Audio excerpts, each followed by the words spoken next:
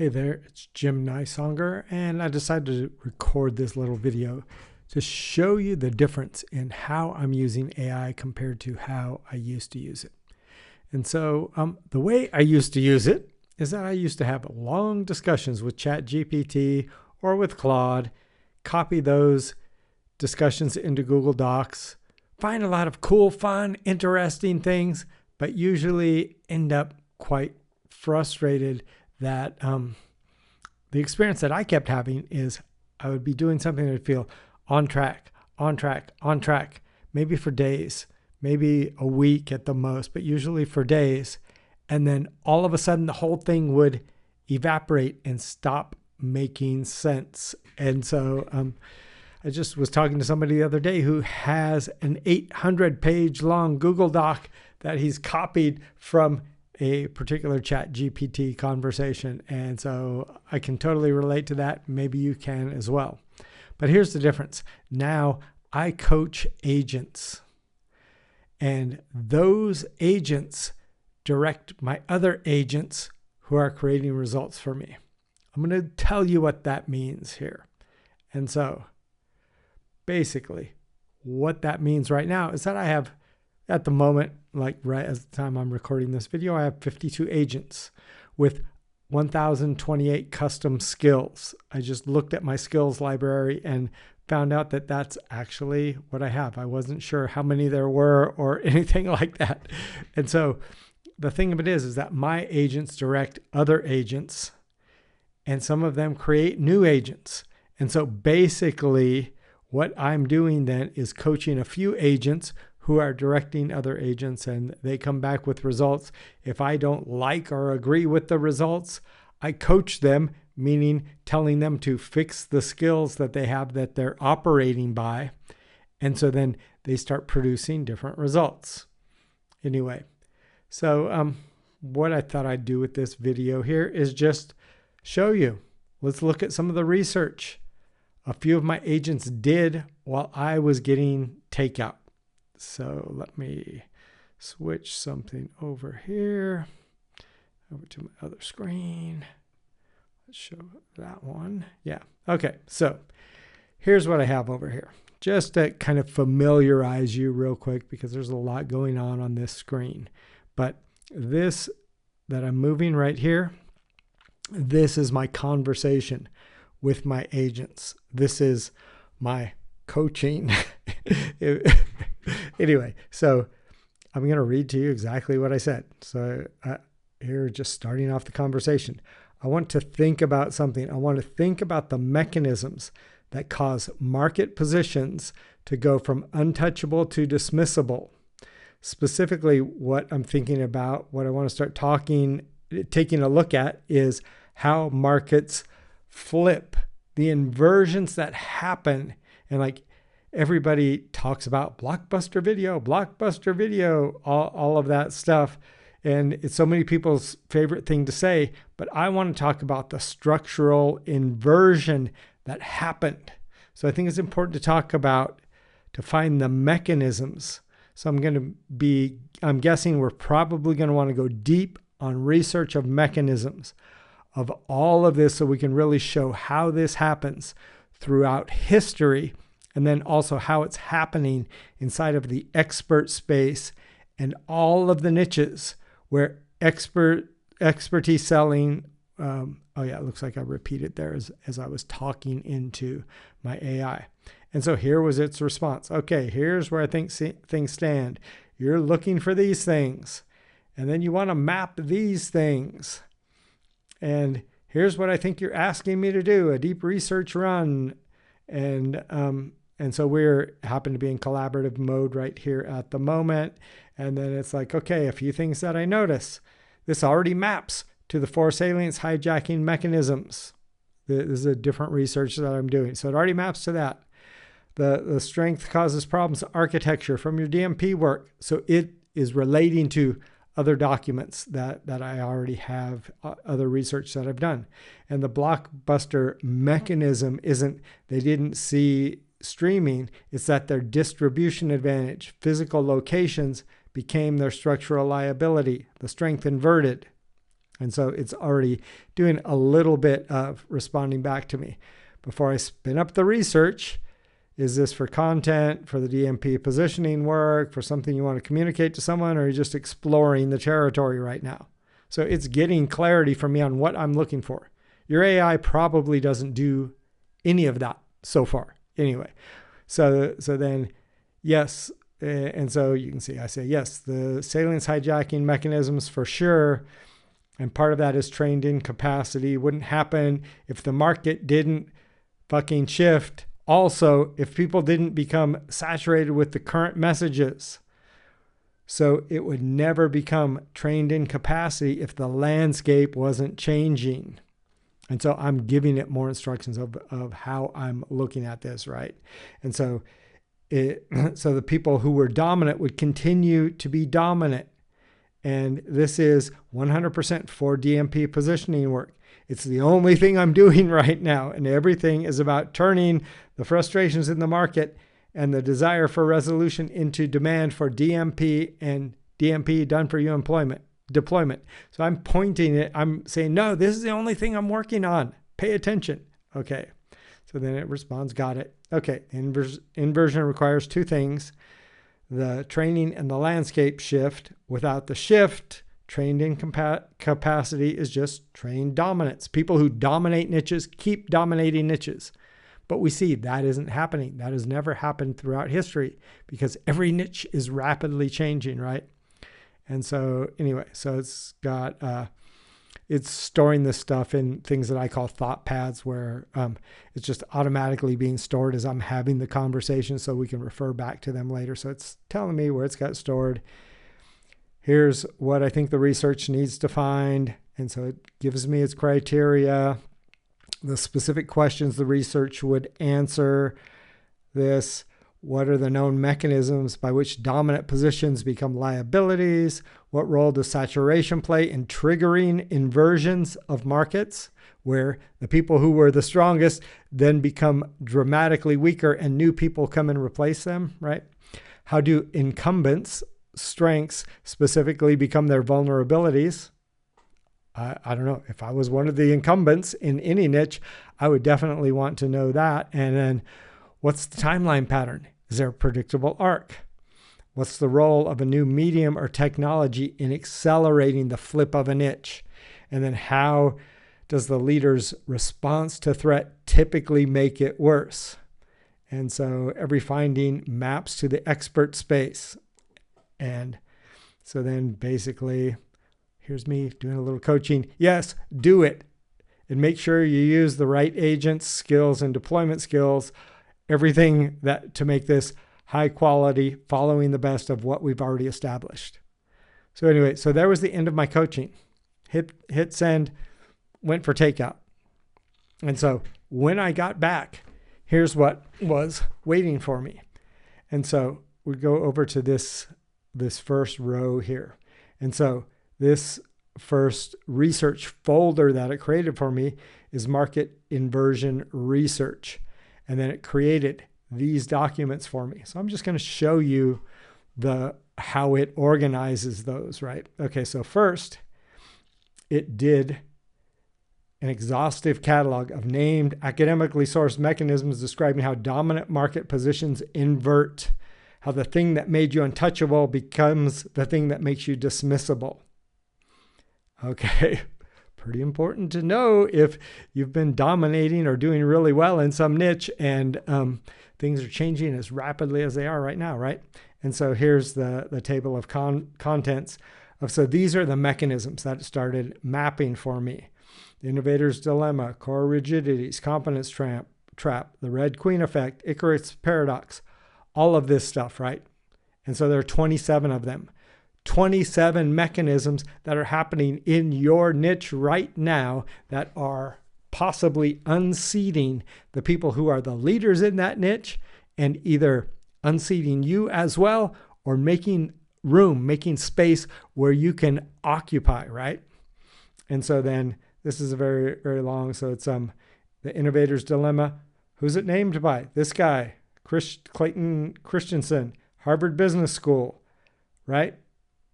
The book, 1997. Here's the mechanics of how that happens. Historical numbers, all of that stuff, right? This is legitimate research. This isn't me just monkeying around, playing around on the internet and calling it research. This is legit research. That's only one of the 27, right? Timeline pattern, new technology trigger. How does the leader's response accelerate their own decline? And so invest more in sustaining innovation, move up market, focus on the most profitable customers is exactly the response that accelerates the decline. The opposite of what you would think, right? And so this is just, like I said, one of 27. And so how does this affect the expertise selling market? The expert who doubles down on depth of knowledge, serves the most sophisticated clients, and ignores the low-end competitors, coaches with simpler frameworks, AI tools, free content, is executing the innovator's dilemma. Their expertise becomes the biggest reason they can't adapt. Their best clients' demands keep them building what's about to become irrelevant. Yeah, I had to pause for that for a reason. I haven't even read this yet. This is my first time reading it, right? Okay. And then number 2, core rigidities. That was the second mechanism, the competency trap. We have 27 of those, right? You can see what we understand now that I didn't understand before I went for takeout. Okay, so document number 2. That's what I flipped to over here. Historical case studies, market position inversions. Tier 1, the classic inversions. Of course, Blockbuster to Netflix. Kodak to digital photography. Like legit businesses in the world. We're not just making some stuff up that sounds good for a webinar to convince some people to buy a $9.97 offer that really can't help them, right? No, we're researching some legitimate stuff here. Nokia to iPhone. BlackBerry to smartphone. Sears to Amazon. I don't know if when you were a kid, you remember Sears. I don't think they're in business at all anymore. I remember going into Sears with my grandparents as a kid. They don't exist, I don't believe. Anyway, what else? Yahoo to Google. MySpace to Facebook. So you get the point. You can see my little cursor there. I'm about 1/3 of the way through this research of historical case studies. Once again, done while I was out getting takeout. Anyway, expert market inversion, the evidence document. Okay, so this is evidence about the expertise market. So the numbers are staggering. Online course platforms, what's going on there? The creator economy, what's going on there? Coaching market, what's going on there? The saturation dynamic. The market is growing in dollars while the average participant share is shrinking. This is the exact pre-inversion signature. That same pattern that preceded Blockbuster's collapse. Total video revenue growing while per store economics deteriorated. Holy crap, that's funny to me. I didn't even know this. It kind of like gives me a little bit of chills of the power of the research that happened once again while I was getting takeout, right?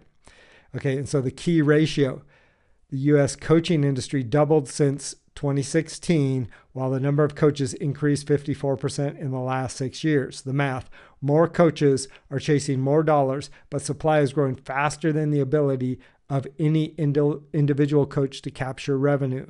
The long tail gets longer, the middle hollows out.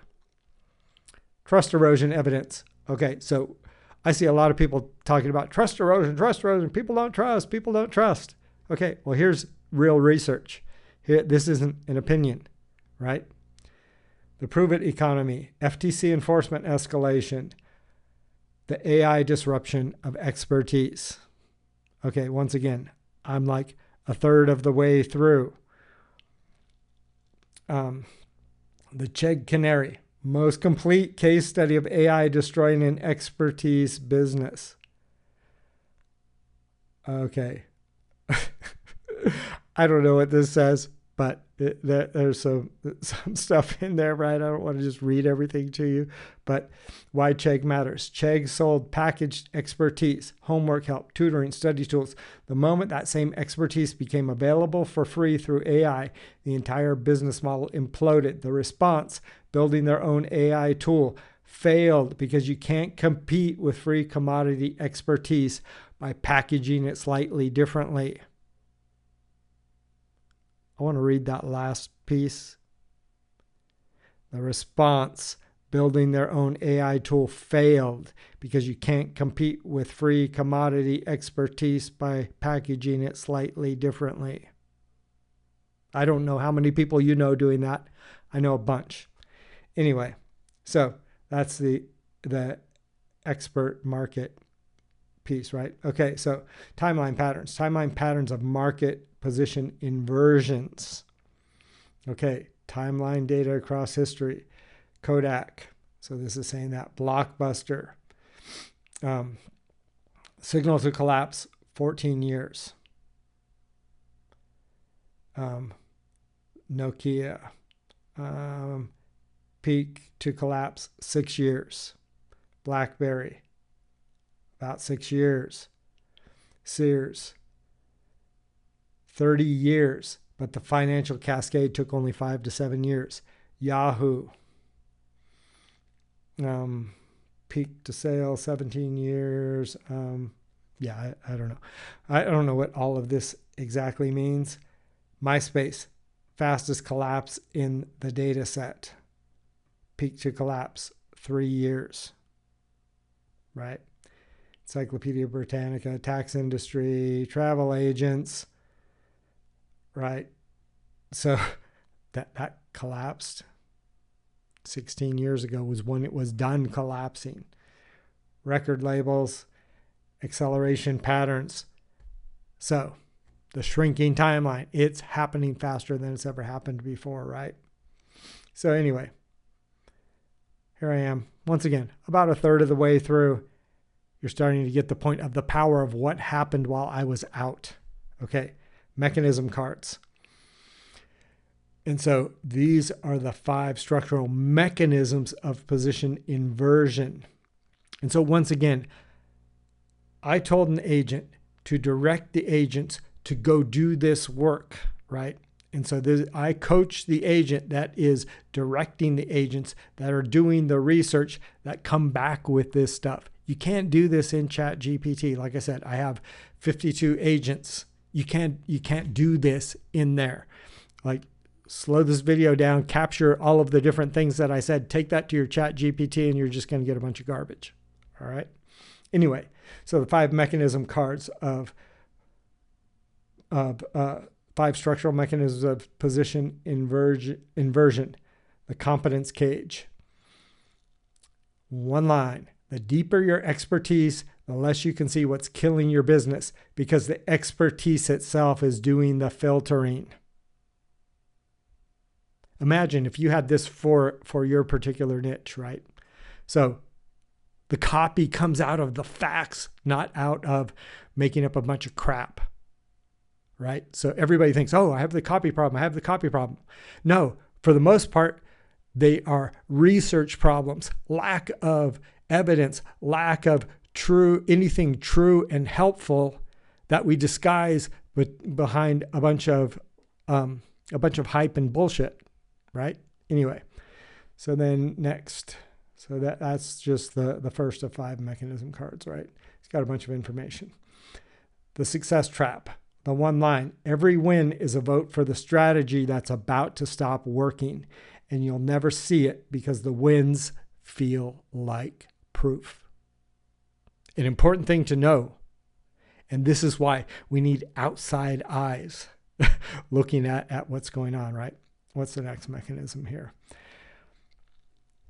And once again, you saw what I told it to create. It had a bunch of my documents, and of course I have skills and smart agents and all of that stuff. But anyway, the commodity cascade, the one line: when everyone can deliver what you deliver, the market stops being able to tell the difference, and can't tell the difference is the definition of a commodity. right? Important. Let's see the next one. The identity lock. You can see the cliff coming and you can't turn the wheel because your reputation, your team, your audience, your content, and your self-content concept are all holding it in place. If you're feeling like you might have an accident in your pants right now, there's probably a good reason for it. And let's see, the fifth one. The acceleration trap. The thing you do when things get worse is the thing that makes things get worse faster. And you can't stop doing it because it's the only thing you know how to do. Okay. I didn't even know what was in this research before I sat down here. But what this research just did is make the case for exactly what I'm showing you here. Right? And so there's a master synthesis. I'll get to my final point in a minute, but here's the master synthesis. The compilation of what another agent did from what those 5 agents gathered right there, right? And put together for me. And so, yeah, so here's the synthesis. Excuse me. How being untouchable in your market becomes dismissible. So if I was a niche leader right now, I'd be paying attention to this. And if you are a niche leader and you want to find out what we're seeing here and what to do about it, let's talk. Anyway, so the 27 named mechanisms across organizational theory, behavioral economics, evolutionary biology, cognitive science, and marketing strategy all describe the same engine. Not 27 separate problems, one engine with 5 moving parts. The engine works like this. An expert builds a dominant position by developing deep capacity in a specific domain. That capability generates success. Success generates investment in that capability. Investment deepens the capability. The capability becomes the identity. The identity becomes the lens through which the expert sees everything. Then the environment shifts. The capability that built the position is now mismatched to the new environment, but the expert cannot see the mismatch because the capability is the lens. The expert's response to any signal of decline is to invest more in the capability that's failing. Every investment in the old capability increases the mismatch. The position inverts.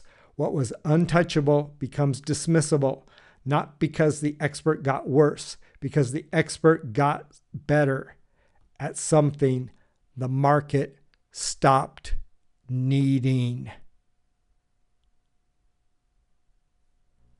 Okay, so I'm just going to go to the bottom line here, right? So let me switch to my other display. What does all this mean? So this is a demonstration to you that kind of surprised me that it was that good.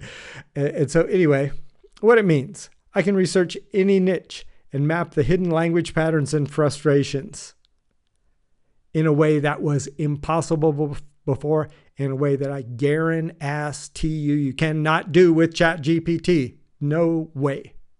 And then what I can do next is map your expertise against the major competitors and onto the unmet desires in your niche that those major competitors, don't even know about. If that sounds remotely interesting to you, reach out to me.